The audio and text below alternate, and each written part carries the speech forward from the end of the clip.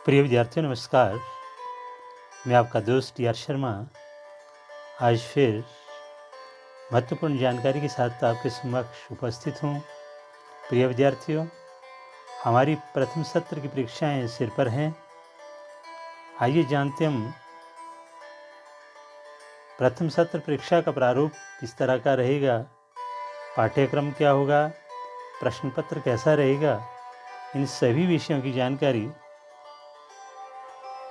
मैं आपको दे रहा हूँ आज इस छोटे से वीडियो में।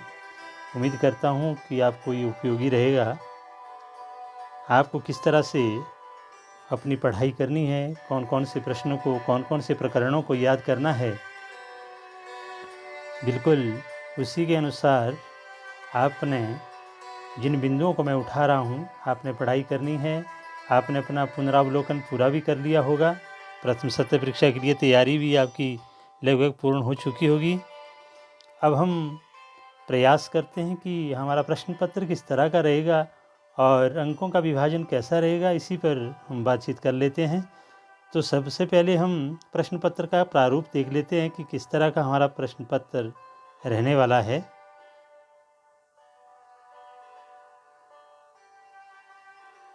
प्रिय विद्यार्थियों, एक पीडीएफ फाइल आपके सामने खुल रही है।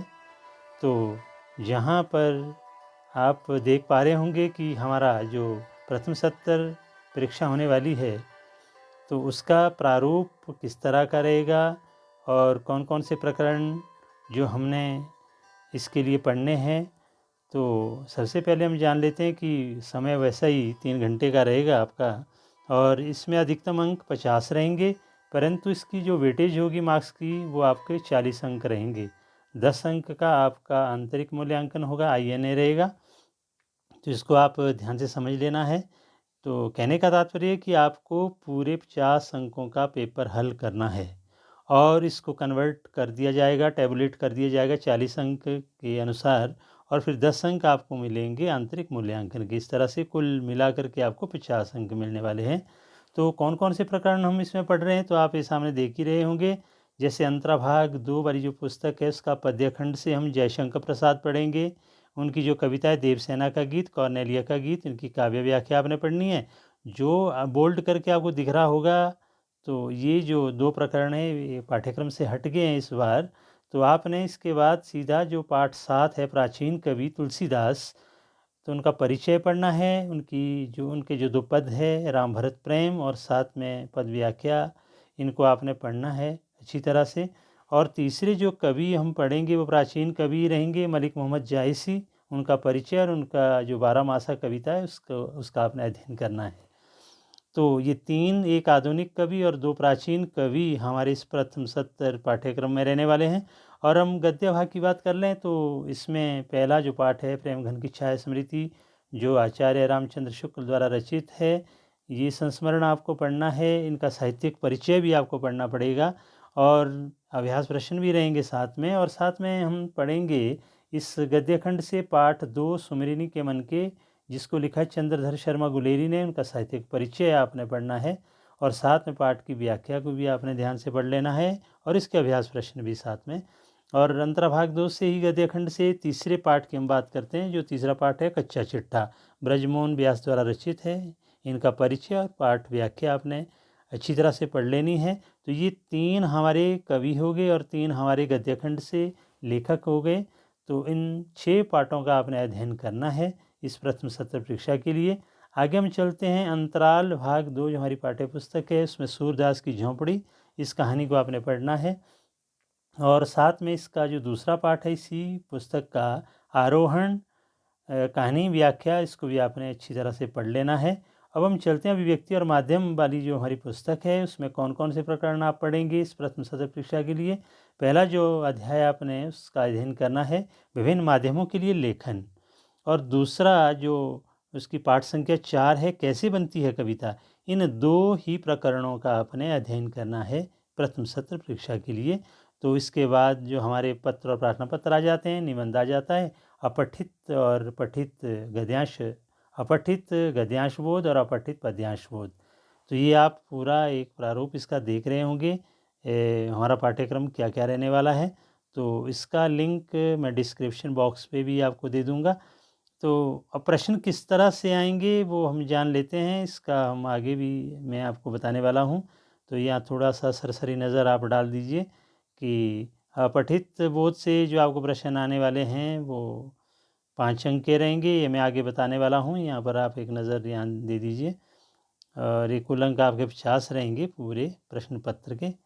मैं प्रश्न पत्र का जो आदर्श प्रश्न पत्र है उसका प्रारूप अगर आप देखना चाहो तो उसको भी मैं आपको डिस्क्रिप्शन बॉक्स में आपको दे दूँगा, वहाँ से आपने देख लेना है कि हमारा प्रश्न पत्र कैसा रहेगा। अब हम प्रश्नों की संख्या के हिसाब से मैं आपको थोड़ी सी जानकारी देने वाला हूँ कि सबसे पहला जो प्रश्न हमारा रहता है अपठित गद्यांश बोध का, इसमें 5 बहुविकल्पीय उत्तरों वाले प्रश्न आपसे पूछे जाएंगे। एक प्रश्न रहेगा, उसके 5 4-4 आपको विकल्प दिए जाएंगे, सही विकल्प को आपने छांटना है और आपको पूरे अंक मिलने वाले हैं 5। और अपठित पद्यांश बोध का जो प्रश्न हमारा रहता है, इसमें 4 बहुविकल्पीय उत्तरों वाले प्रश्न आपसे पूछे जाते हैं और आपको नंबर मिलते हैं इसमें पूरे 4। कुल मिलाकर के जो अपठित बोध वाला हमारा प्रश्न नंबर 1 और 2, इन दोनों प्रश्नों में जो आप अंक प्राप्त करेंगे 9। अब हम चलते हैं प्रश्न नंबर 3 की ओर। जो प्रश्न नंबर 3 है वो हमारा निबंध लेखन से संबंधित रहता है। आपको 150 शब्दों में एक सारगर्भित निबंध लिखना होता है। आपके पास वहाँ पर विकल्प दिए रहेंगे, तो आपने किसी एक निबंध को आपने 150 शब्दों में उसमें आपने लिखना है निबंध को। अंक मिलेंगे आपको 3। और प्रश्न नंबर 4 या कोई पत्र लिखना होगा, प्रार्थना पत्र या कोई आवेदन पत्र, ये विकल्प के साथ आपके पास रहेगा, तो इसमें भी आपको 3 अंक प्राप्त होने वाले हैं। तो इसको भी आपको विस्तार से लिखना होता है। तो आगे हम रुख करते हैं प्रश्न नंबर 4 की ओर। प्रश्न नंबर 4 हमारा अभिव्यक्ति और माध्यम वाली जो पुस्तक की मैं बात कर रहा था, जिसमें 2 प्रकरण मैंने आपसे कहे थे। पहला प्रकरण आपका विभिन्न माध्यमों के लिए लेखन और अगला छठा कैसे बनती है कविता। तो इनमें से आपसे प्रश्न पूछे जाएंगे प्रश्न नंबर 5 के रूप में और प्रश्न नंबर 6 के रूप में। प्रश्न नंबर 5 जो आपका रहेगा वो बहुविकल्पीय उत्तरों वाले उसमें प्रश्न रहेंगे। 3 प्रश्न आपको सही विकल्प चुनकर उसका उत्तर देना है और साथ में जो छठा प्रश्न आपका रहेगा वो थोड़ा सा लघु उत्तरीय प्रश्न होगा, वो विकल्प के साथ होगा, आंतरिक विकल्प उसमें रहेंगे, आपको चॉइस रहेगी, तो आप 3 अंक प्राप्त करेंगे। कुल मिलाकर के इस अभिव्यक्ति और माध्यम वाली पुस्तक से आपको अंक मिलने वाले हैं 6। अब आगे हम बात कर लेते हैं जो हमारी अंतराभाग 2 पुस्तक है, काव्यखंड की बात कर लेते हैं।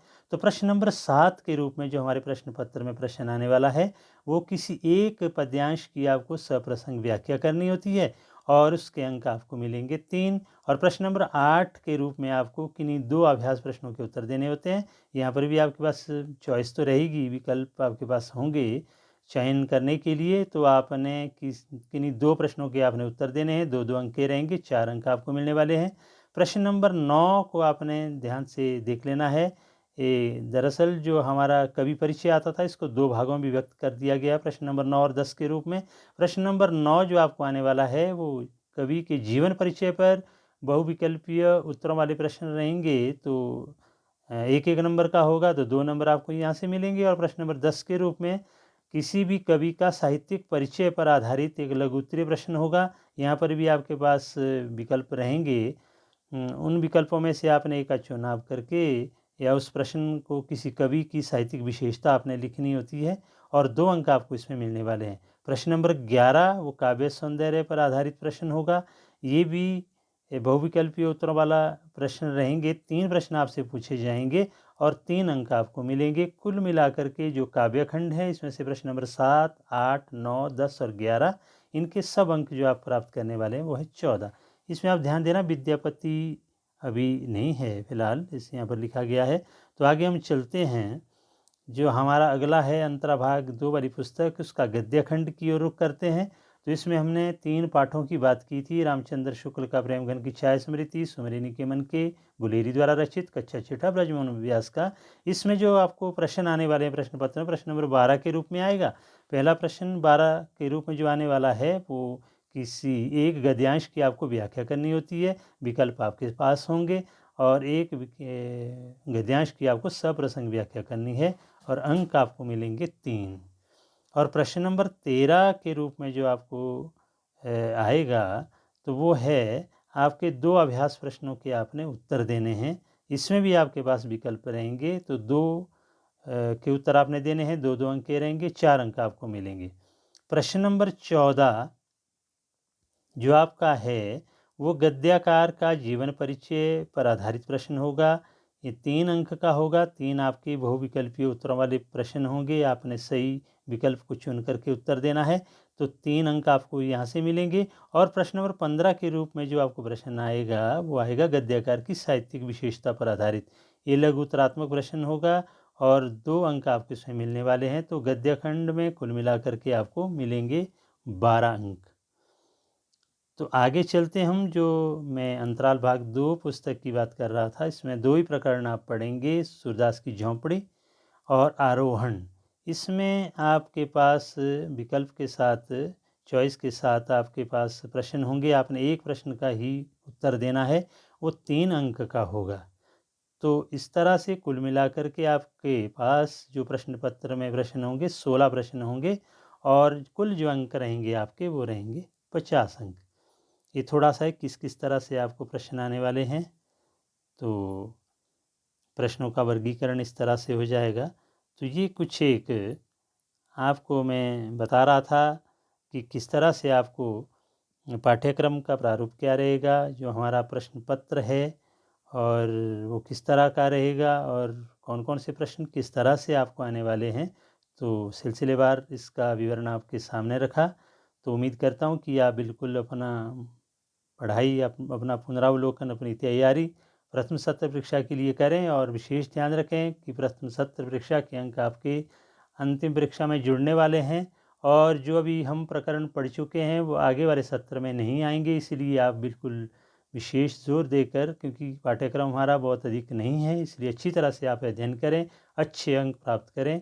इन शुभकामनाओं के साथ मैं आपसे अलविदा देता हूँ।